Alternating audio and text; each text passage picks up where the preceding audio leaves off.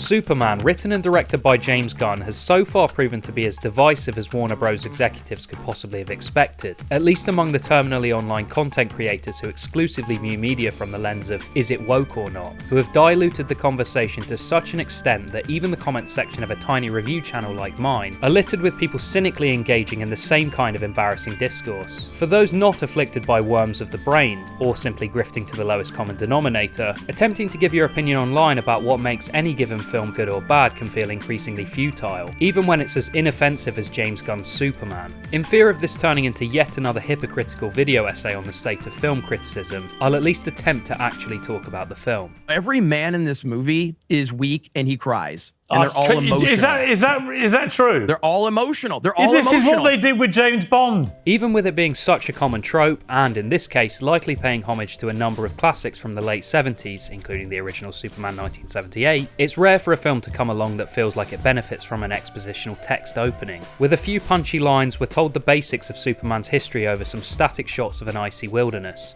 accentuated by a tribute to the original John Williams score. This sometimes feels like an odd alternative to narration, which is usually unwarranted in of itself, but it's one of those things you have to expect in a big studio film primarily made for children. What turns into an odd rule of three joke followed by Superman crash landing on the planet establishes an expectedly self-referential, classic James Gunn tone, but simultaneously feels significantly dialed back from his other comic book films. I think many people, at least those of us who weren't raised on the comics or the classic Chris Reeves films, have always felt that Superman is kind of a boring, one-dimensional character, owed largely to his assumed lack of flaws. Obviously, this isn't quite true, given that his one weakness is probably the most famous and widely referenced fictional flaw of all time, but from a character perspective, a glowing green rock hardly makes for the most complex or interesting of conflicts. James Gunn's attempts to make Superman a character we can relate to and empathise with, rather than just assuming that would be a given for audiences with a pre-existing relationship with the character, resulted in a more captivating and relatably human depiction than any previous on-screen iteration of Superman, and I particularly appreciated the decision to open the film with him in such a position of vulnerability. James Gunn's superhero films are consistently successful for a number of reasons, but one of the most crucial factors that set them apart from the majority of MCU and DC slop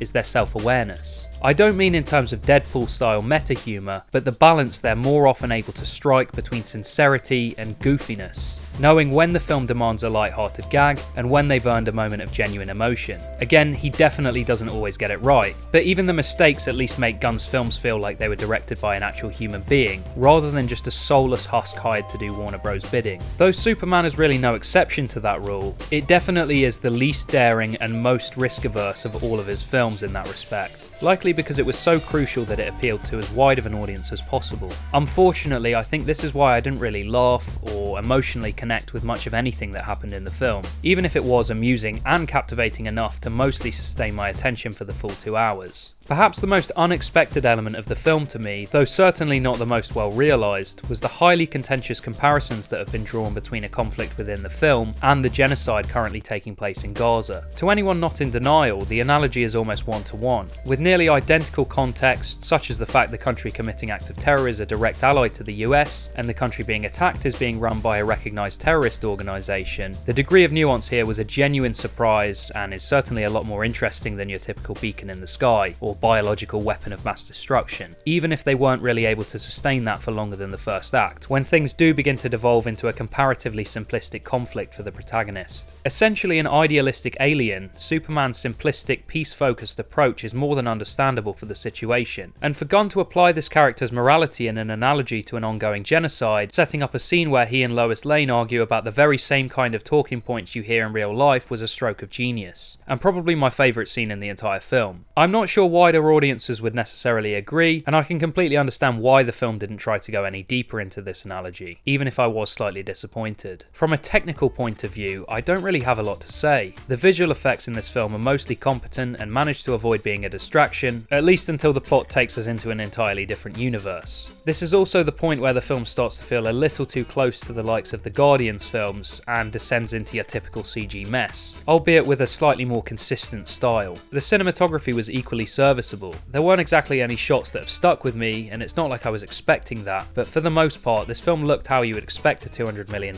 film to look, which is more than I can say for the majority of previous DC films. There were no negative standout performances here, and although many of the tertiary superhero characters feel straight out of the Suicide Squad, and their inclusion feels like it was almost exclusively for gags and a couple of cool moments, this kind of overabundance has become the new normal for superhero movies, and they were definitely able to balance the large cast better than most. The central character of Clark Kent, aka Kal-El, aka Superman, is certainly the most three-dimensional, well-realised person in the film, but thankfully the characterisation of Lois Lane and Rachel Brosnahan's performance was similarly impressive. Their relationship is actually believable, and their chemistry somehow feels both genuine and even relatable at times, helped in no small part by her importance in the plot and the multiple dynamics at play which inform their interactions. At least for someone with no knowledge or interest in the source material, David Corenswet is a huge improvement from his predecessor in literally every single way, and it was refreshing to finally see someone in this role who had more range than a plank of wood. Though I found him to be a pretty basic, unremarkable antagonist, I at least enjoyed the performance of Nicholas Hoult as Lex Luthor, but I think even the return of sexual deviant Kevin Spacey would have been welcome after being forced to sit through Jesse Eisenberg's turn in the role. Martha. Now the bat. I realise that many of the positive things I have to say about Superman are just comparisons to other, inferior comic book films. The reason for that is because, ultimately, this is just another superhero film, and except for a few pleasant surprises, it doesn't really transcend the genre or possess any of the qualities that I would say push it beyond slightly above average. If you enjoyed Superman, I'm happy for you. If you hated the film, good for you. But when the only word you can use to describe every mainstream release that comes out is either woke or anti-woke, it might be worth buying yourself some ivermectin. You people have like worms in your brain, honestly. 6 out of 10.